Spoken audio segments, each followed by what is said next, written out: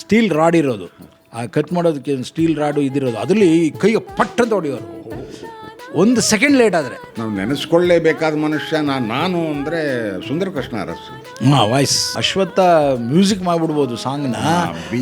B G ಎಮ್ಸ್ ಎಲ್ಲ ಯಾರು ಮಾಡ್ತಾರೆ, ಅವೆಲ್ಲ ಕಷ್ಟ. ನೀನು ಅಶ್ವತ್ಥನ ಹಾಕೊಂಡ್ಬಿಟ್ಟಿದ್ಯಾ ಅಂತ ಹೇಳಿದ್ದು ಉಂಟು ನನಗೆ. ಕಂಠ ಕೊಟ್ಟಿದ್ದೇನೆ ನಾನು. ಹೌದು, ಹ್ಞೂ ಕಣಪ್ಪ, ಸದೇ ನೀವು ಸೇವ್ಡ್ ಮೀ. ನನಗೆ ಅದು ಮಾಡೋ ಯೋಗ್ಯತೆಯೂ ಇರಲಿಲ್ಲ, ನನಗೆ ಟೈಮು ಇರಲಿಲ್ಲ. ನಾಗಾಭರಣ ಆವರಣ, ನಾಗಾಭರಣ ಆವರಣ.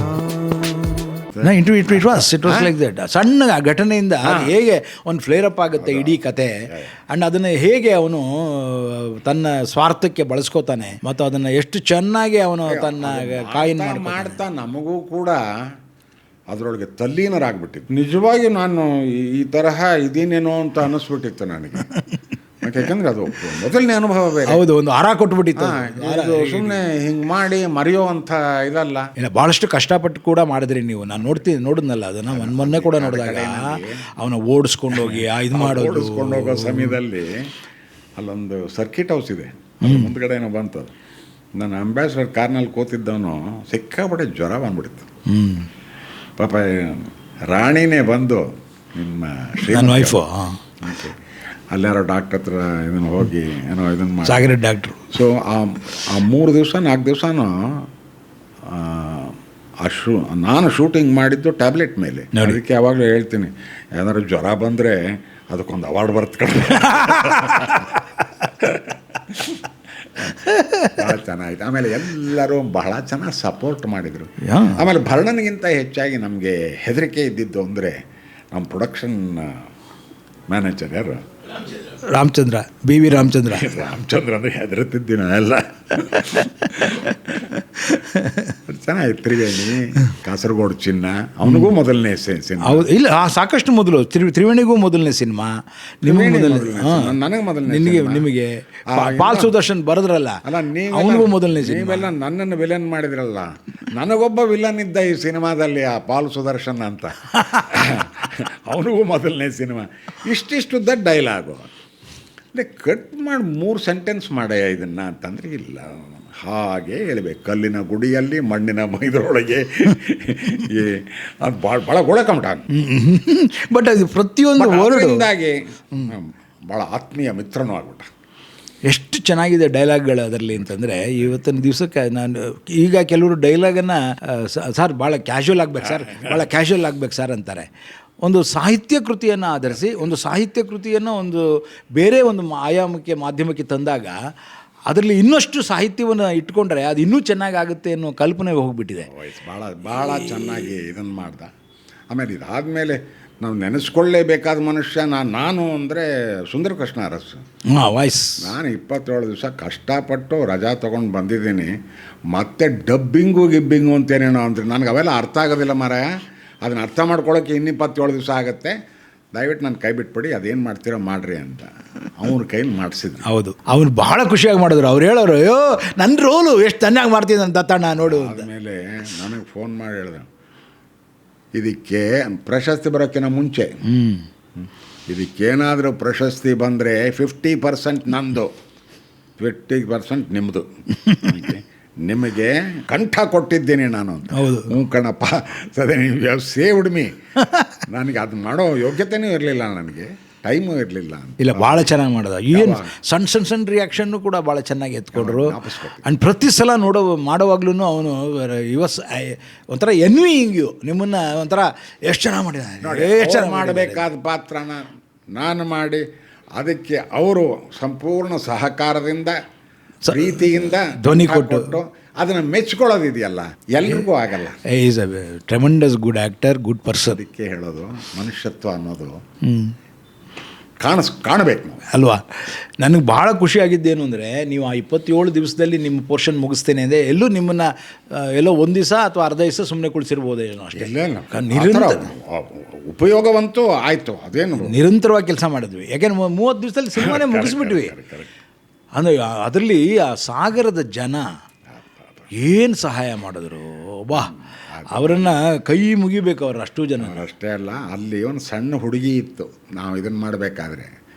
ನಾನು ಮುಂದೆ ಯಾವ್ಯಾವುದೋ ಸಿನಿಮಾಗಳನ್ನು ಮಾಡ್ಬೇಕಾದ್ರೆ ಇದು ಆಗುಂಬೆ ಬೆಟ್ಟ ಇಳಿದ ತಕ್ಷಣ ಒಂದು ಸೋಮೇಶ್ವರ ಅಂತಲೇ ಯಾವುದೋ ಒಂದು ಊರು ಬರುತ್ತೆ, ಅಲ್ಲಿ ಹೋಟೆಲ್ನ ಸೊಸೆಯಾಗಿ ಬಂದಿತ್ತು ಆ ಹುಡುಗಿ, ಜ್ಞಾಪಿಸ್ಕೊಂತು. ವಾವ್. ನೀವು ಅಲ್ಲಿ ಬಂದಿದ್ರಿ ಅದಕ್ಕೆ ಅಂತ. ಅದಕ್ಕೆ ಆ ಕಡೆ ಹೋದಾಗೆಲ್ಲ ಅಲ್ಲಿ ಇಳಿತೀನಿ ನಾನು, ಇಳಿದು ಆ ಹೋಟ್ಲ್ನಲ್ಲಿ ಕಾಫಿ ತಿಂಡಿ ಮಾಡ್ಕೊಂಡು ಮುಂದಕ್ಕೆ ಹೋಗ್ತೀನಿ. ಅಂದರೆ Sagar part and parcel of our town, ನಮ್ಮ ಊರಾಗ್ಬಿಟ್ಟಿತ್ತು ಅದು. ಆಮೇಲೆ ಪ್ರತಿಯೊಬ್ಬರು ನಮ್ಮೂರಾಗ್ಬಿಟ್ಟಿದ್ರು. ನಾವು ಒಂದೇ ಒಂದು ಸಲ ಅವ್ರಿಗೆ ಹೇಳಿದ್ದು, ನನಗೆ ಇಂಥ ದಿವಸ ಪೂರ್ತಿಯಾಗಿ ಖಾಲಿ ಸ್ಟ್ರೀಟ್ ಬೇಕು, ದಯವಿಟ್ಟು ನಿಮ್ಮ ಅಂಗಡಿಗಳನ್ನು ಮುಚ್ತೀರಾ ಅಂತ ಕೇಳಿದ್ದಕ್ಕೆ ಅಷ್ಟು ಜನ ಸೇರಿ ಒಂದು ಮೀಟಿಂಗ್ ಮಾಡಿದ್ರು. ಇಂಥ ದಿವಸ ಮುಚ್ತೀವಿ, ಬೆಳಗ್ಗೆ 9ರಿಂದ ನೀವು 1 ಗಂಟೆವರೆಗೂ ಈ ರಸ್ತೆ ಮಾಡಿ, 2 ಗಂಟೆಯಿಂದ 6 ಗಂಟೆವರೆಗೂ ಈ ರಸ್ತೆ ಮಾಡಿ, ನಾವು ಅಲ್ಲಿವರೆಗೂ ಕ್ಲೋಸ್ ಮಾಡ್ತೀವಿ ಅಂತ. ಕರ್ಫ್ಯೂ, ಇಡೀ ಕರ್ಫ್ಯೂನ 144 ಸೆಕ್ಷನ್ದು ಎಷ್ಟು ಚೆನ್ನಾಗಿ ಕಾಣುತ್ತೆ. ಇಡೀ ದೇ ಸಪೋರ್ಟೆಡ್, ಇಡೀ ಹಳ್ಳಿ ಸಾಗರ ಲಿಟ್ರಲಿ ನಮಗೆ ಸಪೋರ್ಟ ಮಾಡ್ತದೆ. ಅದು ಸಪೋರ್ಟ್ ಮಾಡದೇ ಇದ್ರೆ ಈ ಸಿನಿಮಾ ಆಗ್ತಾನೆ ಇರಲಿಲ್ಲ. ಸಾಫ್ಟು ಅವ್ರ ಸಾಗರದ ಜನತೆಗೆ ಇವತ್ತು ಕೂಡ ಕೈ ಮುಗಿದೆ. ಖಂಡಿತ ಮಹಾಬಲೇಶ್ವರ ಭಟ್ರು ಜ್ಞಾಪಕ ಇದೆಯಾ ಇಲ್ಲ, ಆಗಿನ ಕಾಲಕ್ಕೆ ನೀವಿನ್ನೂ ಇದು ರೀಲ್ಸ್ನಲ್ಲಿದ್ರಿ. ಹೌದು, ನೆಗೆಟಿವ್ ಪಿಕ್ಚರ್, ನೆಗೆಟಿವ್. ಅದೇ ಇಲ್ಲೊಂದು ಏನೋ ಇಟ್ಕೊಂಡು ಹಿಂಗೆ ಅವನು ಸುರೇಶ್ ಅರಸ್ ಏನೋ ಕೇಳೋನು, ಅದನ್ನ ಹಿಂಗೆ ತೆಗೆದುಕೊಡು. ಆ ಟೈಮ್ನಲ್ಲಿ ನನಗೆ ಗೊತ್ತಾಗಿದ್ದು, ಅಲ್ಲೆಲ್ಲ ಕೂತ್ಕೊಂಡು ಸಿ ನಂಬರ್ 48 ಶಾರ್ಟ್ ನಂಬರ್ 2 ತೆಗೆದು ಅದೇ ಬೈ ಹಾರ್ಟಾಗಿ ಹೋಗಿತ್ತು ನಮಗೆಲ್ಲ. ಏನೋ ಇದು ನಮ್ಗೆ ಒಳ್ಳೆ ಪರೀಕ್ಷೆಯಲ್ಲಿ ಪಾಠ ಓದ್ಕೋತೀವಲ್ಲ ಆ ಥರ. ಅದು ಯಾವ ಪೇಜ್ನಲ್ಲಿದೆ, ಯಾವ ಕಥೆ ಇದೆ, ಹೆಂಗೆ ಜ್ಞಾಪಕ ಇಟ್ಕೊಂಡಿರ್ತಾರೆ ಅಂತ. ಅದೇ ಒಬ್ಬ ಅಸೋಸಿಯೇಟ್ದು ಇವಂದು ಸ್ವತ್ತು ಅಂತ. ಹೌದು, ಮೆಮೊರಿ ಗೊತ್ತಾಗಿದ್ದೆ. ಆ ಮೆಮೊರಿ ಇವತ್ತು ಆ ಮೆಮೊರಿಗಳೇ ಇಲ್ಲ. ಹೇಳಿದ ತಕ್ಷಣ ತೆಗೆದುಕೊಡೋ. ಅಯ್ಯೋ, ಅವರ ಸುರೇಶ್ ಅರಸನ ಗುರು ಒಬ್ಬರಿದ್ದಾರೆ, ಪಿ ಭಕ್ತವತ್ಸಲ ಅಂತ. ನಾನು ಅವ್ರ ಕೈ ಕೆಳಗೆ 3 ವರ್ಷ ಎಡಿಟಿಂಗ್ ಕಲ್ತಿದ್ದು. ಅವರು ಹಿಂಗೆ ಕೊಡೋದೇನಾದ್ರು ಹೆಚ್ಚು ಕಡಿಮೆ ಆದರೆ ಇದ್ರದ್ದು ಒಂದು ಸ್ಟೀಲ್ ರಾಡ್ ಇರೋದು, ಆ ಕಟ್ ಮಾಡೋದಕ್ಕೆ ಸ್ಟೀಲ್ ರಾಡು ಇದಿರೋದು, ಅದರಲ್ಲಿ ಕೈಗೆ ಪಟ್ ಅಂತ ಹೊಡೆಯೋರು. 1 ಸೆಕೆಂಡ್ ಲೇಟ್ ಆದರೆ ಊದ್ಬಿಡೋದು ಇಲ್ಲೆಲ್ಲ. ಸೊ ಇವಾಗ ನೋಡಿದರೆ ಎಲ್ಲಿಂದ ಎಲ್ಲಿಗೆ ಬೆಳವಣಿಗೆ ಆಗೋಗಿದೆ ಸಿನಿಮಾದು ಅಲ್ವಾ? ಓಕೆ, ಪಾಪ ಅಷ್ಟು ಕಷ್ಟಪಟ್ಟು ಮಾಡ್ತಾ ಇದ್ರು ಅದನ್ನೆಲ್ಲ. ಆಮೇಲೆ ಅದು ಒಂದು ಸ್ಟಿಲ್ ನಮಗೆ ಸಿಕ್ಕಿರಲಿಲ್ಲ, ಗೊತ್ತಾ? ಬಸವರಾಜ್ ವಾಲಿ ಇರಲಿಲ್ಲ ಅಲ್ಲಿ. ನಾನು ಹೇಳಿದೆ ನೋಡ, ನಾನು ಒಂದು ಕಡೆ ಈ ಥರ ಆ ಕಲ್ಲನ್ನು ಅವಾಯ್ಡ್ ಮಾಡೋಕ್ಕೊಂದಿದೆ, ಅದು ಎಲ್ಲೋ ಇರುತ್ತೆ, ಅದನ್ನು ತೆಗೆದು ಅದರಿಂದ ಮಾಡೋಕ್ಕಾಗತ್ತಾ ಇದು ಸ್ಟಿಲ್ ಅಂತ ಇದರಿಂದ ಮಾಡಿರೋದು ತೊಗೊಂಡ್ವಿ. ಅದರಿಂದ ಆ್ಯಕ್ಚುಲಿ ನೆಗೆಟಿವಿಂದ ತೊಗೊಂಡು ಮಾಡಿದ್ದು. ಆ್ಯಂಡ್ ಇದರ ಟೋಟಲ್ ಕ್ರೆಡಿಬಿಲಿಟಿ, ಇದರ ಟೋಟಲ್ ಸಿನಿಮ್ಯಾಟಿಕ್ ಕ್ರೆಡಿಬಿಲಿಟಿ ಇದೆಯಲ್ಲ, ಅದು ಎಸ್ ರಾಮಚಂದ್ರ ಕೇಳಬೇಕಾ ಪಾಪ. ಅದಾದಮೇಲೆ ಎಷ್ಟು ಸಿನಿಮಾಗಳು ಮಾಡಿದ್ವಿ ನಾವು ಜೊತೆಯಲ್ಲಿ.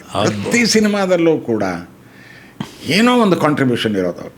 ಅವ್ರು ಇಲ್ಲದೇ ಇದ್ರೆ ಈ ಸಿನಿಮಾ ಇಲ್ಲ ಅನ್ನುವಂಥ ಕಾಂಟ್ರಿಬ್ಯೂಷನ್ ಯಾವಾಗಲೂ ಅವರು. ನಾನು ಅವ್ರನ್ನ ನನ್ನ ಗುರು ಅಂತ ಕರಿತೀನಿ ಯಾವಾಗಲೂ. ನನ್ನ ಸಿನಿಮಾ ಕರಿಯರ್ ಪ್ರಾರಂಭ ಆಗಿದ್ದು ಅವ್ರ ಜೊತೆ, ಗ್ರಹಣ ಅವ್ರ ಜೊತೆ ಸಿನಿಮಾ ಆಗಿದ್ದು. ಬಂಗಾರ ಸ್ಟೂಡೆಂಟ್ ಆಗಿದ್ದರಿಂದ ಯಾವುದೋ ಒಂದು ಹೊಸತನವನ್ನು ತೊಗೊಂಡು ಬಂದಿದ್ದು. ಅದರಲ್ಲಿ ಎಸ್ಪೆಷಲಿ ಆ ರಿಯಲಿಸ್ಟಿಕ್ ಅಪ್ರೋಚನ್ನು ಹುಡುಕಬೇಕಾದ್ರೆ ಅವರು ಸಣ್ಣ ಮೈನ್ಯೂಟ್ಗಳನ್ನ ವರ್ಕ್ ಮಾಡೋರು. ಅಲ್ಲೊಬ್ಬನ ಸುಮ್ಮನೆ ನಿಲ್ಲಿಸ್ರಿ, ಅಲ್ಲೊಬ್ಬನ ಏಟ್ ಬಿದ್ದವ್ರಂಗೆ ನಿಲ್ಲಿಸ್ರಿ, ಒಬ್ಬ ಇವಂದು ಮಾಡಿರಿ ಅಂತ ಏನೋ ಒಂದು ಸಣ್ಣದು ಅದು ನನಗೆ ಬಂದು ಕಿವಿನಲ್ಲಿ ಹೇಳಿಬಿಟ್ಟು, ನೋಡೋದು ಬರೋಣ, ಅದೇನೋ ಇದೆ ನೋಡಿ, ಸರಿ ಇಲ್ಲ, ನಾನು ಮಾಡ್ತಿರೋ ಸರಿ ಇಲ್ಲ, ಬಟ್ ಇಲ್ಲೊಂದು ಚೂರು ಇದನ್ನೇನಾದ್ರು ಒಂದು ಕೊಡು ಅಂತ ಹೇಳ್ತಿದ್ದಂಗೆ ನಾನು ಅದನ್ನು ರೆಡಿ ಮಾಡಿ ಇದು ಮಾಡಿದ್ರೆ ಕರೆಕ್ಟ್, ಓಕೆ ರೆಡಿ ಅಂತ ಹೇಳ್ಬಿಡೋರು. ಆ್ಯಂಡ್ ಈ was so and he has got is own handicap ಆವಾಗ. ಕರೆಕ್ಟ್. ಅಂಥದ್ರಲ್ಲಿ ನಮಗೆಲ್ಲರಿಗಿಂತ ಆ್ಯಕ್ಟಿವ್ ಆಗಿದ್ದದ್ದು ಅವರೇ. ಇಲ್ಲ ಅಂತ ಯಾವ ಶಾಟ್ಗೂ ಹೇಳ್ತಿರಲಿಲ್ಲ, ಎಂಥದೇ ಶಾಟ್ ಆಗಿರಲಿ ಇಷ್ಟು. ಅವರನ್ನೆಲ್ಲ ಇಂಥ ಸಂದರ್ಭದಲ್ಲಿ ನೆನೆಸ್ಕೊಳ್ಳಬೇಕಾದ್ದು ನಮ್ಮ ಕರ್ತವ್ಯ ಕೂಡ ಅಲ್ವೇ? ಸೊ ನನಗೆ ಎಸ್ಪೆಷಲಿ ರಾಮು ಅಂತ ಕರಿತಾ ಎಸ್ ರಾಮಚಂದ್ರ, ನಮ್ಮ ಕ್ಯಾಮ್ರಾಮನ್ ಅಶ್ವತ್ಥ, ಅವನು ಶೂಟಿಂಗಿಗೆ ಬಂದು ಕೂತ್ಬಿಡೋನು. ಇದು ಮ್ಯೂಸಿಕ್ ಎಲ್ಲ ಕಣ ಸೀನ್ ಮಾಡ್ತಿದ್ದೀವಿ ಅಂದರೆ ಅವೆಲ್ಲ ಇಲ್ಲ, ನಾನು ಶೂಟಿಂಗಲ್ಲಿ ಇರಬೇಕು, ಟೋಟಲ್ ಇನ್ವಾಲ್ವ್ಮೆಂಟ್, ನಾನು ಶೂಟಿಂಗಲ್ಲಿ ಇರಬೇಕು. ಮುಂದೆ ಹೇಳ್ತೀನಿ ಈ ಟೋಟಲ್ ಇನ್ವಾಲ್ವ್ಮೆಂಟಿಂದ ಎಷ್ಟು ತೊಂದರೆ ಕೊಟ್ಟಿದ್ದಾನೆ ಅದನ್ನು ಬೇರೆ ಹೇಳ್ತೀನಿ ನಾನು. ಸೊ ಅಶ್ವತ್ಥನ ಈ ಕಾಂಟ್ರಿಬ್ಯೂಷನ್ ಇದೆಯಲ್ಲ, ಅಲ್ಲೊಂದು 5 ಹಾಡಿದೆ, ನಿಮಗಿಲ್ಲ ಅದು ಬರೀ ರಾಮದಾಸರದು 2 ಭಜನೆ ಇದೆ, ಆಮೇಲೆ ಹುಡುಗರಿಗೆ ಒಂದು ಹಾಡಿದೆ, ಒಂದು ಡ್ಯೂಯೆಟ್ ಇದೆ. ಸೊ ಒಂದು ಅರ್ಥದಲ್ಲಿ ಕೇವಲ 5 ಹಾಡು, ಅದರ್ವೈಸ್ ಬ್ಯಾಕ್ಗ್ರೌಂಡ್ ಮ್ಯೂಸಿಕ್ಕೇ ಇದರ ಜೀವಾಳ. ಕೃಪೆ ತೋರು ಶ್ರೀರಾಮ,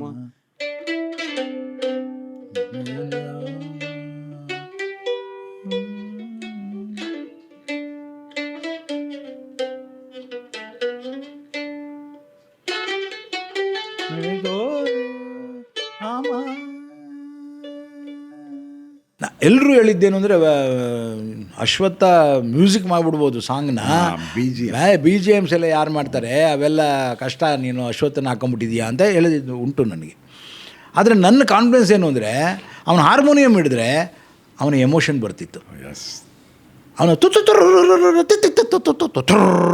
ಅಂತ ಏನೋ ಹೇಳ್ತಾನೆ ಅಂದರೆ ಆ ತುತುತುರಿನ ನೀನು ಯಾವ ಇನ್ಸ್ಟ್ರೂಮೆಂಟಲ್ಲಿ ಬಳಸ್ತೀಯ ಅದು ಬ್ಯಾಕ್ಗ್ರೌಂಡ್ ಮ್ಯೂಸಿಕ್ ಆಗ. ಆಮೇಲೆ ಅವನು ಸಪೋರ್ಟಿವ್ ಆಗಿ ಬಾಲಿ ಮತ್ತು ಪ್ರಸಾದಿ ಜೊತೆಗೆ ಅವ್ರು ಇಲ್ಲದೆ ಅವನು ಏನೂ ಕಂಪೋಸ್ ಮಾಡ್ತಿರಲಿಲ್ಲ.